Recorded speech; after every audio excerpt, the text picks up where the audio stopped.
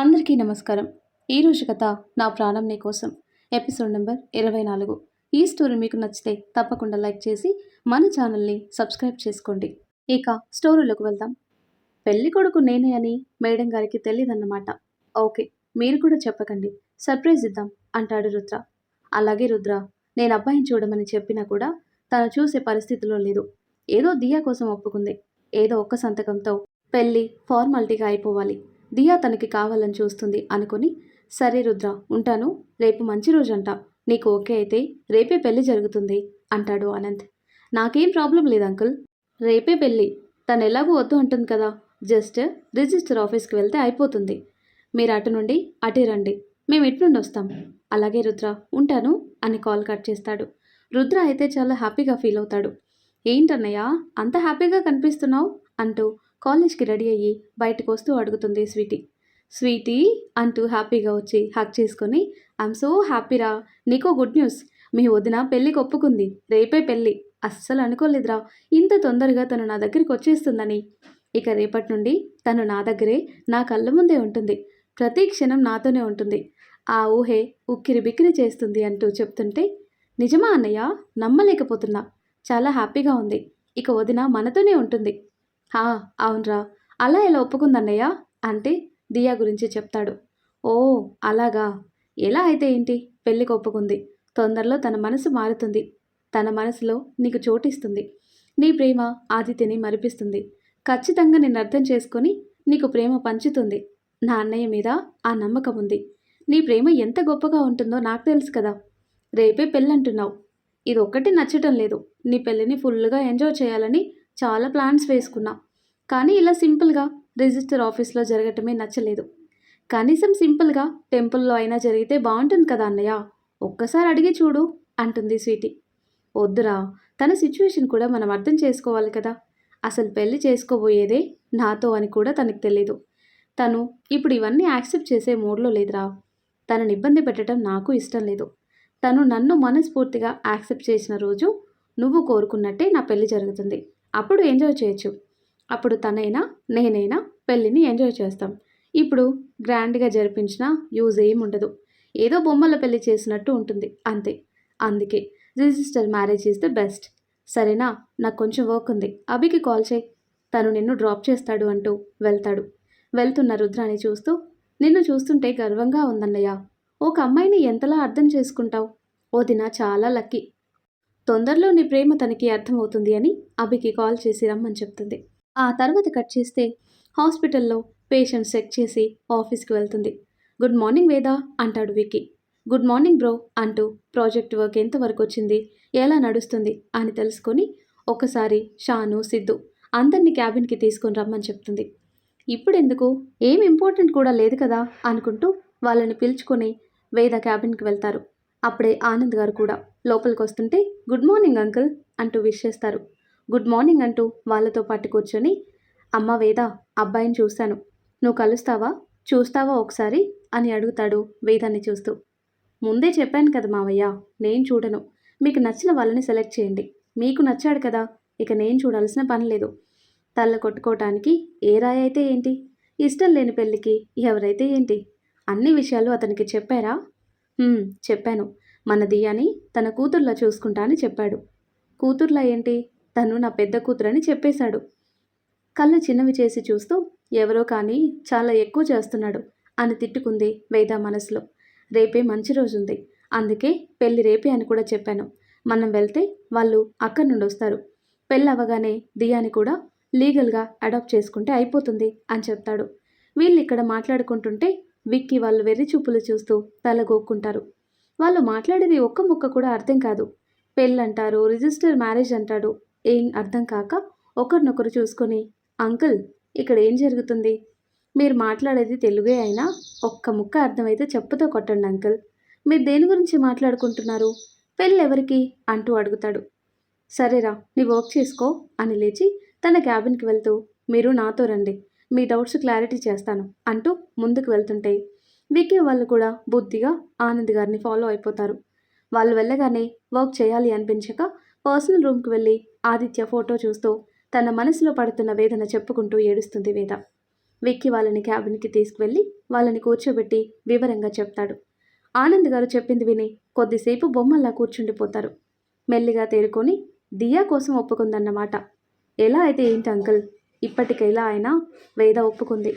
నాకు మాత్రం చాలా హ్యాపీగా ఉంది అంకుల్ అంటుంది షాను. అవును, ఇలా అయినా తన లైఫ్ చేంజ్ అవుతుంది. లేదంటే ఇలాగే ఉండిపోయి ఆదిత్యని తలుచుకుంటూ కాలం గడిపేస్తూ లైఫ్ పాడు చేసుకుంటుంది. ఏది జరిగినా మన కోసమే అనుకోవాలి. అంకుల్, ఆ రోజు చూశాం కదా, రుద్ర సార్ చాలా మంచి వాళ్ళని అర్థమైంది. చాలా పేరున్న వాళ్ళు, టాప్ మోస్ట్ బిజినెస్ మ్యాన్. అన్నింటికి మించి దియాని కూడా చాలా బాగా చూసుకుంటాడు అన్న నమ్మకం ఉంది. మంచి నిర్ణయం తీసుకున్నారు. ఆదిత్యని మర్చిపోవటానికి టైం పడుతుంది. వాళ్ళు కలిసింది తక్కువ టైం కాదు కదా, అంత తొందరగా మర్చిపోలేదు. కానీ రుద్ర సార్ మార్చుకుంటాడు. తొందరలో వేద లైఫ్ బ్యూటిఫుల్గా ఉంటుంది. కొన్ని రోజులు మాత్రం రుద్ర సార్ వేదాతో వేగాలి, తప్పదు అని నవ్వుకుంటారు. అంటే ఇప్పుడు పెళ్లి చేసుకున్నది ఎవరినో తెలియకుండానే పెళ్లి చేసుకోబోతుందన్నమాట.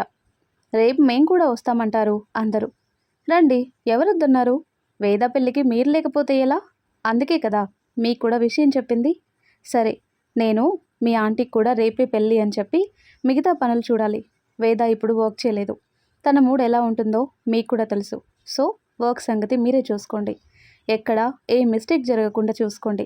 మొన్నొచ్చిన ప్రాజెక్ట్ కోసం వేద చాలా కష్టపడింది. ఆ ప్రాజెక్ట్ కంపెనీకి చాలా మంచి పేరు తెచ్చిపెడుతుంది. మిస్టేక్ జరిగితే అంతే చెడ్డ పేరు వస్తుంది. కాబట్టి జాగ్రత్తగా చూసుని వర్క్ చేయించండి అని ఇంటికి వెళ్తాడు. ఇందుకి చెప్పగానే సంతోషమండి, కానీ పెళ్లి రిజిస్టర్ ఆఫీస్లో జరగటమే నచ్చటం లేదు. ఒక్కసారి నేను వేదతో మాట్లాడాలి అనుకుంటున్నా. వద్దులేందో, పెళ్ళికి ఒప్పుకోవటమే చాలా ఎక్కువ వేద ఉన్న పరిస్థితిలో. అలాంటిది ఇప్పుడు నువ్వు పెళ్ళి అలా చేద్దాం ఇలా చేద్దామంటే మళ్ళీ ముందుకొస్తుంది. ఇప్పటికిలా జరగనివ్వు అంటాడు ఆనంద్.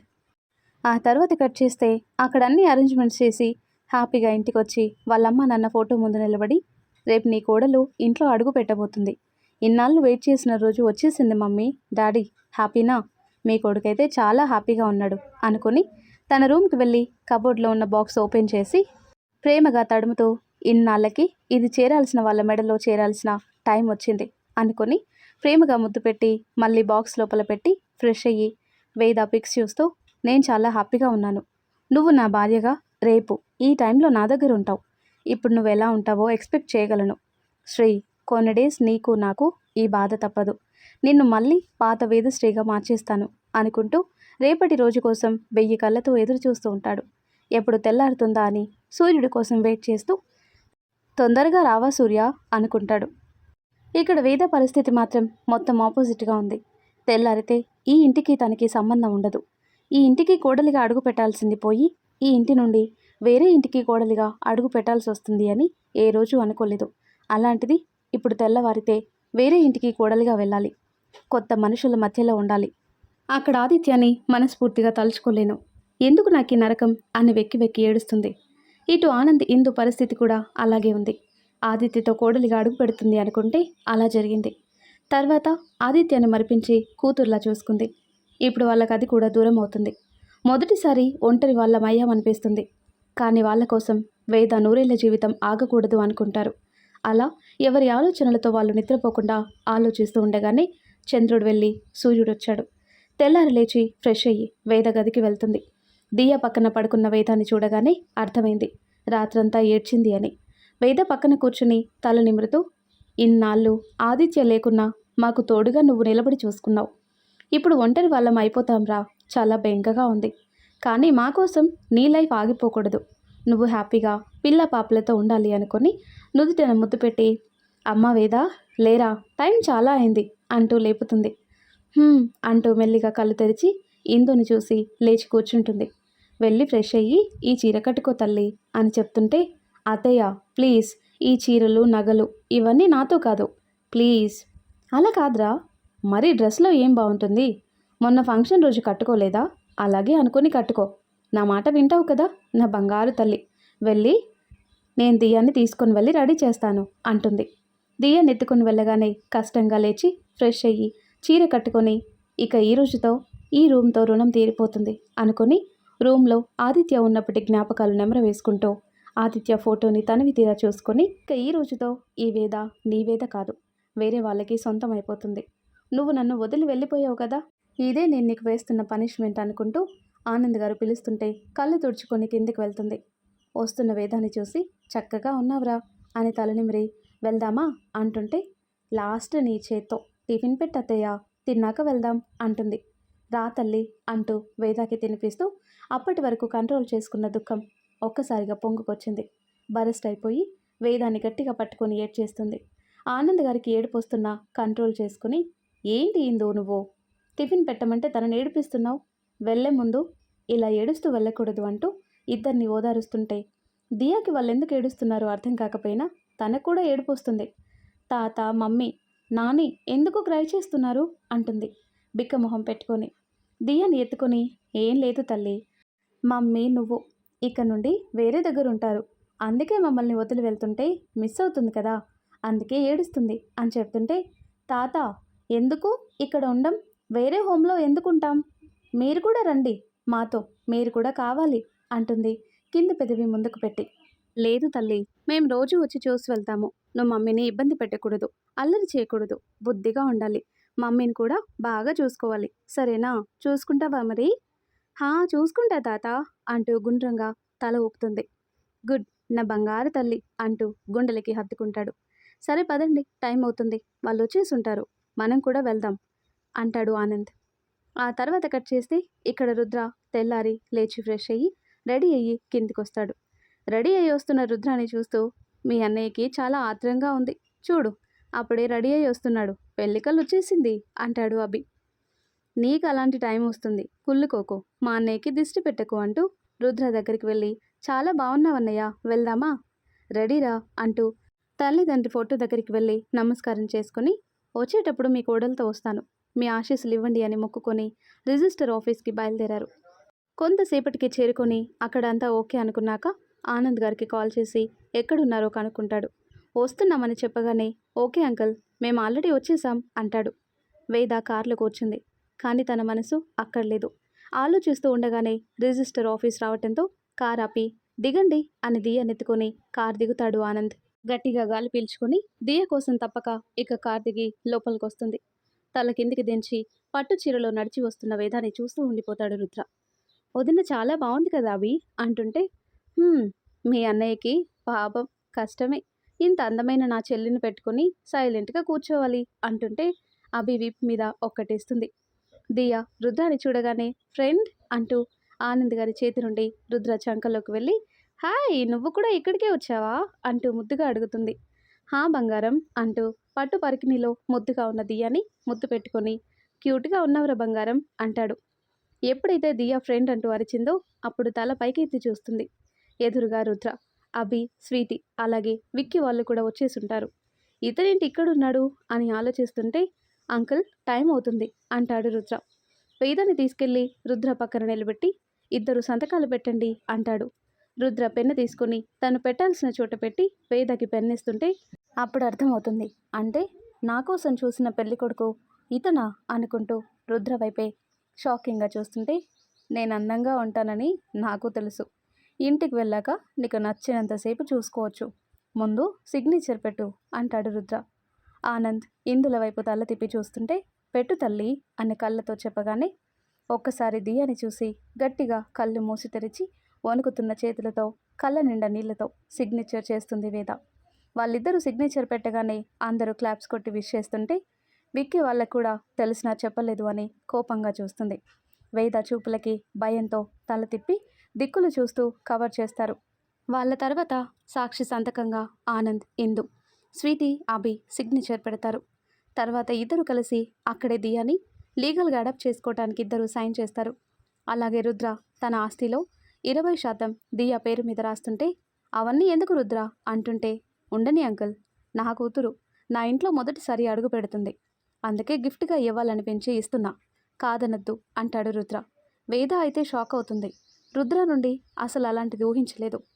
వేద అలా తన వైపు అలాగే చూస్తూ ఉంటే ఏంటి మేడం అంత నచ్చానా, అంతలా చూస్తున్నావు అంటూ కన్ను కొట్టగానే కోపంగా చూసి చూపు తిప్పేస్తుంది. అంకుల్ మీకు చెప్పకుండా ఇంకో నిర్ణయం కూడా తీసుకున్నాను, దియాని లీగల్గా దత్తత తీసుకున్నాం, కానీ ఎందుకో పద్ధతి ప్రకారం శాస్త్రోత్తంగా కూడా దత్తత తీసుకుంటే బాగుంటుంది అనిపించింది, అందుకే టెంపుల్లో అరేంజ్ చేశాను అంటాడు రుద్ర. అయ్యో, ఇందులో అనుకోవడానికి ఏముంది నాన్న, మంచి విషయమే కదా. అదే పద్ధతి కూడా, మంచి పని చేసావంటుంది ఇందు. సరే, అందరం అక్కడికి వెళ్దామా మరి, టైం అవుతుంది. మంచి ముహూర్తంలో స్టార్ట్ చేస్తే బాగుంటుంది కదా అంటుంటే అలాగే అని అందరూ ముందుకు కదిలితే వేద మాత్రం అలాగే ఆలోచిస్తూ ఉండిపోయింది. వేద భుజం చుట్టూ చేయి వేసి శ్రీ పద వెళ్దాం అంటుంటే రుద్రకి దూరం జరిగి నాకు ఇలాంటివన్నీ నచ్చవు అంటూ కోపంగా చూస్తుంది. ఏమో, ఫ్యూచర్లో నువ్వే ఇంతకన్నా దగ్గరికి వస్తావేమో అంటూ చిలిపిగా కన్ను కొడతాడు. రుద్రాని కొట్టేలా చూస్తూ అయినా నన్నెందుకు పెళ్లి చేసుకున్నారు? అయినా మీ మరదలంటే ఇష్టం, తొక్క తోటకూర కట్ట అని చెప్పారు, అంతా ఒట్టి మాటలేనా అంది వేద.